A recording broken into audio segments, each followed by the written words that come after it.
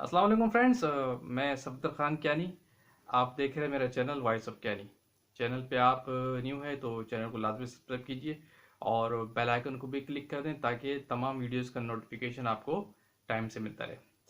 Viewers, as you know, हमेशा की तरह हमारा बेस फार्मा ही होती है और उसका कल्चर होता है, उसका डॉक्यूमेंटेशन होता है जिसको हम अपनी वीडियो में डिस्कस करते हैं। इसी से रिलेटेड आज भी हम कुछ ऐसे ही एक ऑपरेशन को डिस्कस करेंगे, ऐसे डिपार्टमेंट को डिस्कस करेंगे जिसका ताल्लुक फार्मा से भी है और दूसरी अदर इंडस्ट्रीज में भी होता है, जिसको बेसिकली हम EHS वगैरह कहते हैं, यानी इन्वायरमेंट हेल्थ एंड सेफ्टी का जो डिपार्टमेंट होता है। इसमें कुछ चीज़ें अमेंडमेंट हो गई है, कुछ टर्मिनोलॉजीज चेंज हो गई है और वो भी वक्त के साथ साथ इम्प्रूवमेंट होती रहती है। और ये डिपार्टमेंट की रिस्पॉन्सिबिलिटीज़ क्या होती है, करता क्या है ये, और सेफ्टी है क्या, इसके बारे में थोड़ा सा जानेंगे। इंडस्ट्री में एग्जिस्टिंग सेफ्टी क्या होती है, इंडस्ट्री में लोग सेफ्टी को किस एंगल से कंसिडर करते हैं और उसको कितना प्रायोरिटी पे रखा जाता है, और वो हम देखेंगे। और सेकंड, सेफ्टी के अंदर फिर एक चीज़ आती है फायर ड्रिल, वो क्या होता है उसको भी हम देखेंगे। और उसमें प्रैक्टिसेस क्या होती है, बेस्ट प्रैक्टिसेस क्या है, और उसमें जो नॉर्मली इम्प्लॉइज फेलियर कर रहे होते हैं उसको भी डिस्कस करेंगे। और इस पे क्या सही तरीका है, क्या गलत है, उसको भी थोड़ा बहुत हम आज डिस्कस करेंगे। फ्रेंड्स, सेफ्टी जो है ना, बेसिकली इसका किसी भी इंडस्ट्री में बहुत बड़ा रोल होता है। आप देखते हैं जितनी भी इंडस्ट्रीज के अंदर जितने सेफ्टी मेजर्स होते हैं वो आपको यही डिपार्टमेंट प्रोवाइड कर रहा होता है।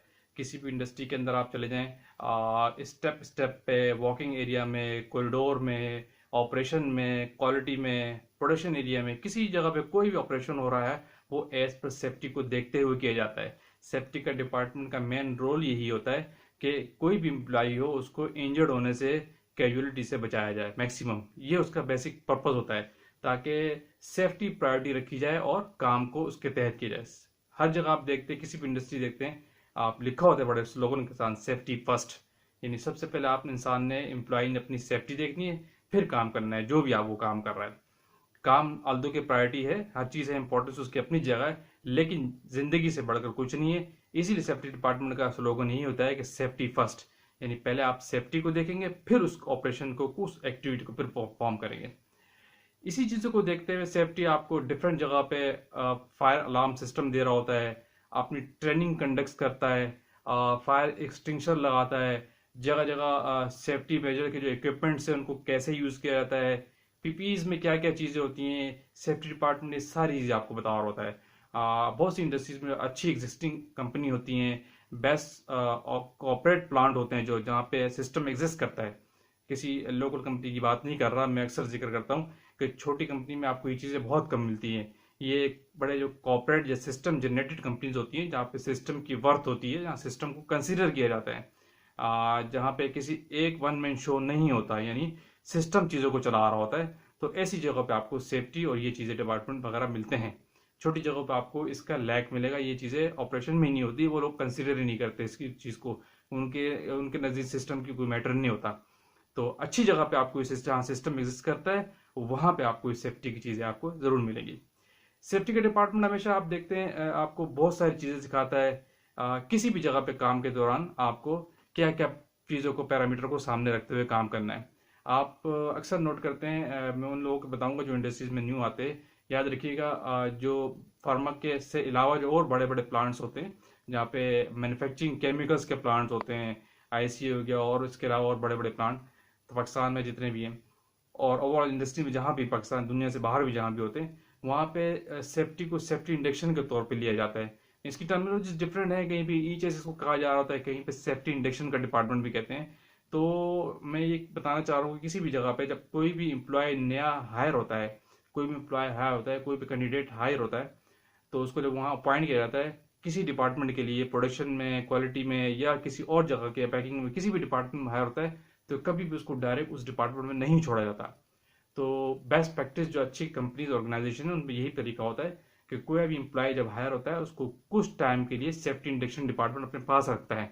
पहले उसको सिखाता है कि आपने इस प्रेमिसेस के अंदर काम कैसे करना है, कैसे चलना है, आपने कहाँ आपने हेलमेट पहननी है, कहाँ आपने गूगल्स लगाने हैं, और ये सारी चीज़ें बताने के बाद फिर उसको पर्टिकुलर एरिया में भेजा जाता है। इवन के ऐसे ऐसे प्लांट भी मैं आपको देख चुका हूँ, मैं वहाँ ट्रेनिंग ले चुका हूँ कि 2-2 महीने तक नए कैंडिडेट्स को सिर्फ सेफ्टी इंडक्शन के अंदर रखा जाता है। यानी उनको सुबह 8 बजे से लेकर 5 बजे तक जो ऑफिस टाइमिंग है उसको सिर्फ सेफ्टी पढ़ाई जाती है। सेफ्टी, अब अंदाजा कर ले, आप यूनिवर्सिटी से पढ़ के आ रहे हैं और किसी कंपनी में जाके दोबारा सेफ्टी की क्लासेस लेना हो चुके, तो हाल कि आप वहाँ अपॉइंटेड है, आप वहाँ पे हायर हो चुके हैं, एम्प्लॉई गए हैं, लेकिन इसके बावजूद भी कंपनी आपको पे भी कर रही है। इसके बावजूद भी आपको कंपनी पहले सेफ्टी इंडक्शन के डिपार्टमेंट के अंदर रखती है ताकि आप सेफ्टी की चीज़ें सीख लें, सेफ्टी आपको सिखा दे कि आपको इस प्रेमिसेस के अंदर, इस प्लांट के अंदर कहाँ कैसे काम करना है, फिर आपको पर्टिकुलर रेलेवेंट अपने डिपार्टमेंट में भेजा जाता है। ये है बेस्ट तरीका, ये है बेस्ट प्रैक्टिस। और वेल ऑर्गेनाइज्ड कंपनी हमेशा इसी वे पे काम करती है और यही तरीका होता है जहाँ पे सेफ्टी को कंसिडर किया जाता है। तो आप इससे अंदाजा लगा कि सेफ्टी की कितनी इंपॉर्टेंस है। आपके इंडस्ट्री के अंदर जितने भी फायर एक्सटेंशन चलाने के तरीके, वो भी सेफ्टी डिपार्टमेंट आपको सिखा रहा होता है। वो शेड्यूल के मुताबिक ट्रेनिंग कंडक्ट कर रहा होता है और सेफ्टी में जितने इमरजेंसी एग्जिट्स हो गए उन पे इंडिकेशंस देना, फायर अलार्म लगाना, स्मोक डिटेक्टर जो लगे होते हैं जगह जगह, इन तमाम चीज़ को लुक आफ्टर करना सेफ्टी डिपार्टमेंट का काम होता है, EHS का काम होता है। और अक्सर आप और बड़ी जगह पे प्लांट में भी आप देखते हैं जितना आपके मटेरियल आ रहा होता है उसके साथ भी आपको MSDS मिलती है, जिसको मटेरियल सेफ्टी डेटा शीट कहते हैं। इवन कि वो भी आपको कह रहे हैं, मैन्युफैक्चरर भी कह रहा है कि जब कोई हम केमिकल जो बना रहे हैं और जो इसका यूज़र होगा, डेफिनेटली पहले उसके साथ इसके पास इस केमिकल के साथ उसके पास इसकी मटेरियल सेफ्टी डेटा शीट जानी चाहिए, जिसके अंदर ये लिखा होता है तमाम कि इस केमिकल को आपने कैसे हैंडल करना है। तो आप इससे भी अंदाजा कर ले कि सेफ्टी की कितनी इंपॉर्टेंस है। यानी मैन्युफैक्चरर अपने कंपाउंड, अपने आइटम, अपने प्रोडक्ट के साथ भी अपनी मटेरियल सेफ्टी डेटा शीट देता है। तो ये बेस्ट प्रैक्टिस का पार्ट है। लेकिन ये अब टेक्नोलॉजी डिफरेंट हो गई है, पहले MSDS कहलाती थी, अब ये SDS कहलाती है। तो जैसे चीज़ें अमेंडमेंट उन्होंने अब जनरल कर दिया इसको। मटेरियल सेफ्टी डेटा शीट पहले स्पेसिफाइड थी मटेरियल से रिलेटेड, अब उन्होंने जनरल कर दिया कि सेफ्टी शीट किसी और चीज़ की भी हो सकती है। SDS यानी सेफ्टी डेटा शीट कहलाती है। अब ये पहले MSDS के नाम से थी, ये याद रखिएगा। पहले इसको MSDS कहते थे, अब जस्ट SDS कहते हैं। तो ये टर्मिनोलॉजी अमेंडमेंट चीज़ें होती रहती हैं। गाइडलाइंस भी आपको कह रही है ये सेफ्टी, नो डाउट कि सिर्फ आप अपनी प्रोटोकॉल को फॉलो कर रहे होते हैं। सेफ्टी आपको ICH की गाइडलाइन भी कहती है, FDA 21 CFR भी आपको यही कहता है, आपको WHO भी कह रहा है, आपको ISO भी कह रहा है। ये तमाम बड़े बड़े इदारे जो एजेंसीज है ये भी आपको सेफ्टी की गाइडलाइन देते हैं और आप एज पर दिस गाइडलाइन ही काम करते हैं। उनकी दी हुई गाइडलाइन के तहत ही आप काम करते हैं, अपनी सेफ्टी को ऑर्गेनाइज करते हैं। वो उन्होंने तमाम आपको पैरामीटर्स और तमाम सिस्टम दिया हुआ है कि किसी इंडस्ट्री के अंदर एम्प्लॉयज के लिए क्या क्या सेफ्टी पैरामीटर सामने रखे जाते हैं। तो ये था थोड़ा सा सेफ्टी के, सेफ्टी इंपॉर्टेंस क्या है। फिर इसके साथ एक चीज कनेक्टेड होती है फायर ड्रिल। फायर ड्रिल क्या होता है कि वो थोड़ा सा हम डिस्कस करते हैं। इंडस्ट्री के अंदर इसमें बहुत से लोग फेलियर कर जाते हैं। फायर ड्रिल बेसिकली ये होता है जब किसी भी इंडस्ट्री में कोई भी फायर अलार्म होता है या ड्रिल होती है तो बजल बच जाए, कहीं स्मोक डिटेक्टर से फायर बजल हो जाए, अलार्म हो जाए, तो एम्प्लॉयज को क्या करना चाहिए उस होश पोश कंडीशन में, उस क्या करें। तो इसके लिए फायर ड्रिल हमेशा आपको सिखाती है कि आपने जब भी कोई फायर ड्रिल होगी, यानी स्मोक डिटेक्टर कोई बीप करता है, ये बजल हो जाती है या अलार्म हो जाता है, तो आपने जहां जहां जो एम्प्लॉय जिस डिपार्टमेंट में जिस जगह पे काम कर रहा है वो सीधा अपने डिपार्टमेंट के इमरजेंसी एग्जिट से बाहर निकलते हुए एक फैक्ट्री के अंदर, प्रीमिसेस के अंदर एक असेंबली हॉल होता है जहाँ पे लेवल जगह होती हैं कि ये इस डिपार्टमेंट सेफ्टी हार्ट के तमाम लोगों को वहां पहुंचना होता है जब भी जैसी फायर अलार्म होता है। याद रखिए जब भी फायर अलार्म होता है तमाम एम्प्लॉय को अपने इमरजेंसी एग्जिट से, उस एग्जिट से नहीं जहां से आप फैक्ट्री से आते हैं, वरना तो आपका क्लैश हो जाएगा।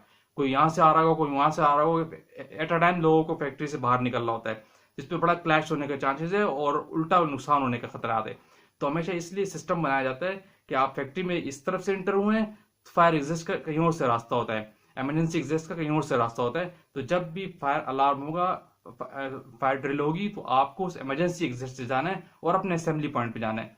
और एक और चीज, जो असेंबली पॉइंट होता है वो हमेशा याद रखिएगा किस तरह का होता है, उसमें वहाँ एक ऑर्गेनाइज सिस्टम होता है। असेंबली पॉइंट के ऊपर हमेशा तमाम डिपार्टमेंट की शीट लगी होती है। अगर क्वालिटी डिपार्टमेंट है और क्या कहते हैं प्रोडक्शन डिपार्टमेंट है, पैकिंग है, एम्प्लॉयज है, वर्कर्स है, सबकी एक शीट लगी होती है और तमाम एम्प्लॉयज को उसी जगह पे आके खड़ा होना होता है। याद रखिएगा तमाम एम्प्लॉयज को उसी जगह पे आके खड़ा होना होता है, कहीं और नहीं खड़ा होता है। क्यों? उसके बाद फिर जो सेफ्टी की टीम होती है बाकायदा, जो वहाँ पे जिस इंडस्ट्री के अंदर, जिस प्रीमिसेस, जिस कंपनी के अंदर जो सेफ्टी की टीम होती है, सेफ्टी के बाकायदा नॉमिनेटेड लोग होते हैं, एम्प्लॉय कंपनी के अंदर ही सही होते हैं, सेफ्टी के अंदर नॉमिनेटेड लोग होते हैं, वो फिर आके उस जो अपने अपनी रॉ में अपने अपने एरिया में असेंबली पॉइंट पे लोग खड़े होते हैं, उनकी वहां पर अटेंडेंस कॉल होती है, ताकि देख लिया जाए कि तमाम लोग जो अंदर फैक्ट्री के अंदर थे वो बाहर आ गए कि नहीं। ये ट्रेस आउट होता है, ये सबसे पहले याद रखिएगा। ये एक अच्छी प्रैक्टिस मैं आपको बता रहा हूँ कि फैक्ट्री के अंदर एग्जीक्यूटिव सिस्टम क्या होता है जब फायर ड्रिल होती है। तो वहां पे तमाम लोगों की अटेंडेंस ली जाती है। अटेंडेंस शीट कौन सी, जो एम्प्लाई कोई भी आता है फैक्ट्री के अंदर जहां साइन करता है। याद रखिए, लोग जो अक्सर लोग उसमें ऑब्जेक्शन कर रहे होते हैं कि इंडस्ट्री के अंदर अगर थंब सिस्टम है अटेंडेंस का, प्रेजेंस का, या हैंड पंचिंग सिस्टम है, तो उसके बावजूद भी एक शीट होती है हर डिपार्टमेंट की जिसमें एम्प्लॉइज जो है उसके अंदर भी साइन करता है। वो यही वजह है कि ये शीट जो किसी भी जो सर्विसेज का डिपार्टमेंट होता है, एचआर या एडमिन, उसके पास जाती है, जो यहाँ फायर ड्रिल के केस में काम आती है कि ये शख्स आया था फैक्ट्री के अंदर, तो इसकी ये शीट है। उसी शीट के बेस पे उसको शख्स को एम्प्लॉय को ट्रेस किया जा रहा होता है फायर ड्रिल के दौरान, कि आए वो अंदर फैक्ट्री एरिया से, बिल्डिंग से बाहर आके असेंबली पॉइंट पे पहुंच गया है कि नहीं। इस अटेंडेंस है ट्रेस आउट करते हैं। इसके बाद फिर सेफ्टी की टीम जो होती है वो अपने एरिया में जाती है, जिस एरिया में जाके चेक करती है कि कौन सा ये एरिया का स्मोक डिटेक्टर बजल या जहाँ पे वो हुआ है, जहाँ पे अलार्म हुआ है, किस एरिया में, किस वजह से हुआ है। फिर वो जो ट्रेन लोग होते हैं वो अंदर जाके चेक करते हैं। उसके बाद फिर वो अलाउ करते हैं कि आपने अब अपने अपने एरिया में वापस जाना है। जब तक अंदर से अलार्म नहीं आता, जब सेफ्टी डिपार्टमेंट आपको अलाउ नहीं करता, आप अंदर नहीं जा सकते, आप लोग वहीं खड़े होते हैं। अच्छा, इससे रिलेटेड एक बहुत इंपॉर्टेंट चीज, बहुत इंपॉर्टेंट, जो अक्सर लोग बड़ी मिस्टेक कर जाते हैं फायर ड्रिल के दौरान, कि फैक्ट्री के अंदर जो बंदा कहीं काम कर रहा होता है, जब फायर ड्रिल होती है तो अक्सर एम्प्लॉय क्या करते हैं कि 2 मिनट में इस काम को सेट कर लूँ। उसके हाथ में कोई काम होता है, लेट सपोज फाइल देख रहा है, डॉक्यूमेंट कर रहा है, एनालिसिस कर रहा है, कोई बैच चला रहा है, उसके हाथ में जो काम है वो क्या कहता है, वो कहता है कि मैं 1 मिनट इसको रख लूँ फिर निकलता हूँ। तो ये बहुत वर्ष प्रैक्टिस है, कभी भी ये प्रैक्टिस आपने नहीं करनी फायर ड्रिल के दौरान।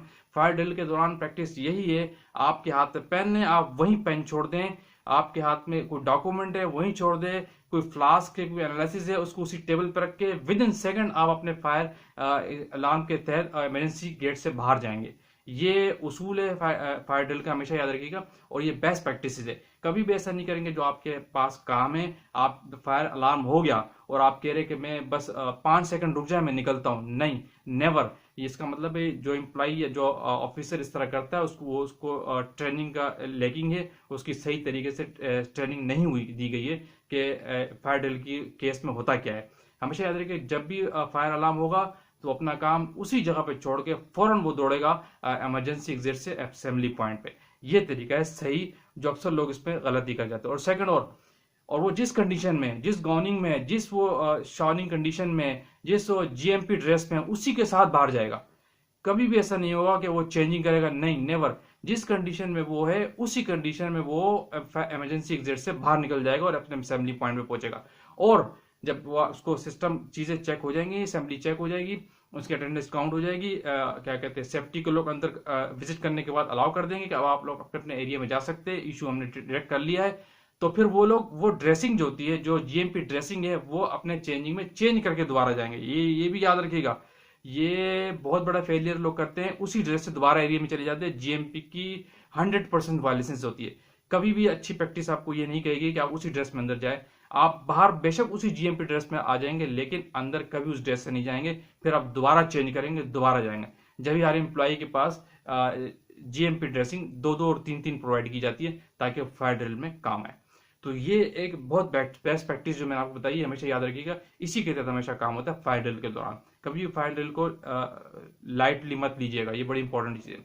इसी की ट्रेनिंग के सिलसिले में जो ईएचएस डिपार्टमेंट होता है वो मॉक ड्रिल भी करता है। मॉक ड्रिल क्या होती है, यानी डिसाइडेड होता है उसमें, यानी उसमें बता दिया जाता है कि आप जो हम करने जा रहे हैं ये डिसाइडेड होगा। यानी अब हम वो अलार्म अपने तौर पे भी यहाँ पे बजाएंगे अपने कंट्रोल रूम से। फैक्ट्री के अंदर एरिया में कंट्रोल जगह होती है जहां से कोई भी अलार्म बजाया जा सकता है, तो वो कोई भी बजल दी जा सकती है। तो वो एक सेट पैटर्न के तहत एक मॉक देते हैं, फायर ड्रिल की मॉक देते हैं, मॉक फायर ड्रिल जिसको कहते हैं, जो रियल नहीं होता, डिसाइडेड होता है, फेक होता है, लेकिन लोगों को चेक करने के लिए होता है आगे के लोग इस पे अमल किस तरह कर रहे हैं। वो जस्ट चेकिंग पर्पस के लिए होता है। ये इसका भी एक सेट पैटर्न है, जब भी मॉक ड्रिल होती है, एक पूरी टीम बैठती है सीएफटी की, वो एक पेज पे आते हैं, वो एक डॉक्यूमेंट डिसाइड करते हैं तमाम एरिया के। उससे मॉक ड्रिल देने से पहले तमाम एरिया के स्मोक डिटेक्टर्स हो गया, अलार्म पॉइंट्स, उनको चेक किया जाता है वो वर्किंग में सही है कि नहीं है। पहले सबकी चेकिंग होती है, उसके बाद मॉक ड्रिल दी जाती है। ये जस्ट फॉर ट्रेनिंग, यानी ट्रेनिंग पर्पज के लिए हमेशा मॉक ड्रिल दी जाती है, ताकि एम्प्लॉय को टाइमली ट्रेनिंग मिलती रहे, क्या है वो जब फायर ड्रिल हो इमरजेंसी में तो कैसा बिहेव करते हैं। क्योंकि इंडस्ट्री में बिहेवियर आपका बहुत इंपॉर्टेंट चीज है ना। आप किसी भी ट्रेनिंग में, किसी भी सेक्शन में कहीं पे काम कर रहे हैं, उस काम के साथ आपका बिहेवियर बहुत इंपॉर्टेंट है। आपकी बिहेवियरल ट्रेनिंग नहीं है तो आप उस चीज को अडॉप्ट नहीं करते ना। जब भी इंडस्ट्री आप पर इन्वेस्ट करती है और आपको ट्रेनिंग देती है, ना ही कि आपके ऑपरेशन की बल्कि आपके बिहेवियर की भी आपको ट्रेनिंग देती है, ताकि आपको जिस चीज की रिक्वायरमेंट है उसको उसी चीज के तहत अडॉप्ट करें। अगर आपको डॉक्यूमेंट जो कह रहा है, डॉक्यूमेंट को उसी वे में ले, अपने स्टाइल में ना ले। इंडस्ट्री आपको कभी भी ये नहीं कहती, तो डॉक्यूमेंट और प्रैक्टिसेस आपको, जीएमपी आपको और बेस्ट प्रैक्टिस कभी ये नहीं कहता कि आप अपने स्टाइल में ले। जो डॉक्यूमेंट का स्टाइल है आपको उसको अडॉप्ट करना पड़ता है, उस कल्चर को अडॉप्ट करना पड़ता है जो ट्रेनिंग का पार्ट है आपका।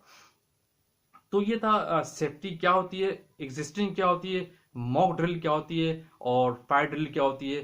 तो मॉक फायर ड्रिल कैसे दी जाती है, तो एम्प्लॉय को क्या क्या चीजें करनी चाहिए फायर ड्रिल के दौरान, ये इंपॉर्टेंट पॉइंट थे। और एम्प्लॉय जब बाहर आए इमरजेंसी एग्जिट से तो उसी ड्रेस में आ जाए, और अंदर जाए तो हमेशा चेंज करके जाए। ये बड़ी इंपॉर्टेंट चीजें थी जो आज हमने इस पर डिस्कस की। मेरी मेन फोकस हमारा था आज सेफ्टी और फायर ड्रिल क्या होती है और कैसे ली जाती है, इस बारे में हमने थोड़ी सी बात की। होप कि आपको बड़ी इंपॉर्टेंट लगी होगी। इंशाल्लाह जो न्यू कमर्स है, जो इंडस्ट्री में जा रहे होते हैं, उनके लिए बड़ा फायदेमंद होती है। और जो जिन्होंने इस कल्चर को देखा नहीं होता, इंडस्ट्री में होते हैं लेकिन कल्चर को नहीं देखा होता, तो उनके लिए बड़ी इंफॉर्मेटिव है इंशाल्लाह।